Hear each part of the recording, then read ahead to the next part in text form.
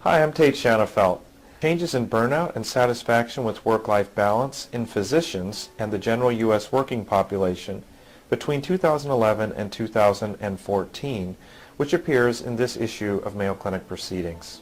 In a national study in 2011, we found that burnout was more common among U.S. physicians than the general U.S. working population.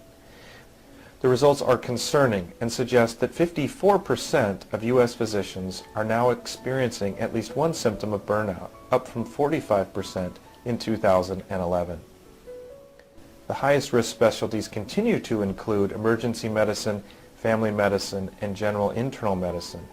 These findings are concerning given the strong links between physician burnout and quality of care, as well as between burnout and medical errors. Studies also suggest that physicians experiencing burnout are more likely to reduce their professional work effort or cut their work hours, which could compound the projected physician workforce shortage, which is anticipated to affect the United States over the next 10 years. Demonstrating a very strong dose-response type relationship between the experience of burnout and the likelihood that residents make major medical errors or perceive they made major medical errors in their practice. And what we've done in this study is we measure burnout, quality of life, depression, fatigue, and sleepiness at various points about every 3 months. And then we look at what is the likelihood that they make a medical error over the 3 months following that assessment. And we had previously found very strong relationships with burnout. Is really all of this just driven by fatigue? And we found that burnout measures of distress are very profound and independent predictors of risk of medical errors after controlling for fatigue. And that historically it had been thought that burnout was really a late career phenomena due to the accumulated distress and stressful encounters a physician or person in another field had throughout their career. And at least in medicine, what studies have now repeatedly shown is that younger physicians are at greater risk. It's somewhat easy to understand this in residency, where we, at least historically, have thought this is really a time in training where you're working a tremendous number of hours, you have very little control over your schedule, you're often simultaneously starting a family, dealing with young children, a host of challenges that occur at that time in life, and really a very difficult time in the physician training process.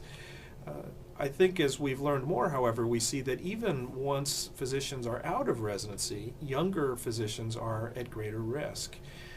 And one of the things we've suspected is occurring here is that there's a mentality of delayed gratification that resident physicians take in their training process that says, I'm just going to survive these next couple years, and if I can get through that, things will get better after I'm done with my training. And then what happens is they get a new job, they're the junior member of their practice, they have to pull a little bit of the extra overnight duties, they're trying to establish themselves in either their research arena or their community where they're becoming a physician, and that they really just exchange one set of stressors for a different set of stressors. And so that it doesn't necessarily get better after they exit residency. And I think this is a big problem because it disproportionately affects the younger physician workforce. Titled The Medical Marriage, a National Survey of the Spouses, Partners of U.S. Physicians. So we conducted a study looking at the satisfaction of the spouses and partners of physicians with their relationship. It's long been speculated that physician relationships suffer because of the demanding and consuming nature of physicians' work, and that they may be less satisfying relationships. Despite that, there had been very little data over the years looking at this problem, and almost all of the information came from the perspective of the physicians rather than their spouse or partner. What we found was actually a very high degree of relationship satisfaction in the spouses and partners. Over 85% were satisfied or extremely satisfied with their relationships, which is actually in keeping with studies of the general U.S. population. We also found that a majority of spouses and partners of physicians were employed independent of age or gender, contrary to some stereotypes about physician relationships. We found that the dominant characteristic that predicted satisfaction was actually the amount of time the spouse or partner spent with their physician partner each day. And there was actually a very strong dose effect. So relative to those who were spending less than 20 minutes together each day, those spending more than 120 minutes each day were about 8 times more likely to be satisfied and about 90% less likely to have seriously considered a divorce in the last 12 months. Specialty choice of medical students and residents in their training. We've seen a trend over the last decade for physicians in training to choose what are called lifestyle specialties that allow greater control over work hours, call schedules, and work-life balance.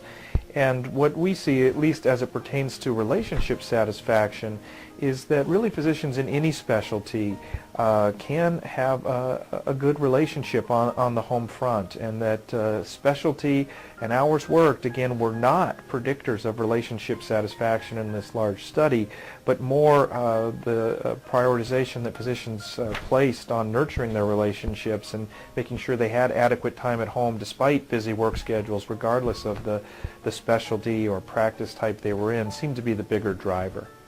It was quite common for spouses and partners of physicians to report that their physician partner came home too fatigued to engage in family activities, came home very irritable a number of nights a week, or often had difficulty focusing on life at home because they were preoccupied by things going on at the hospital, and so had a difficult time engaging in some family activities. The conclusions would be that there's not good evidence that physicians' relationships are of any worse quality than other relationships in areas outside of medicine.